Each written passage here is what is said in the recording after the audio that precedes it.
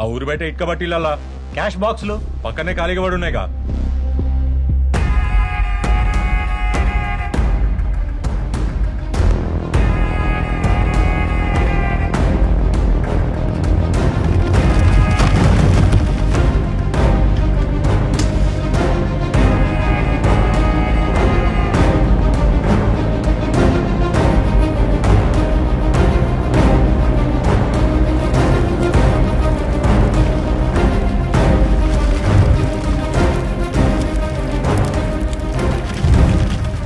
అరేయ్ అరేయ్ అరేయ్ అంత డబ్బు తగలబెట్టేశావా?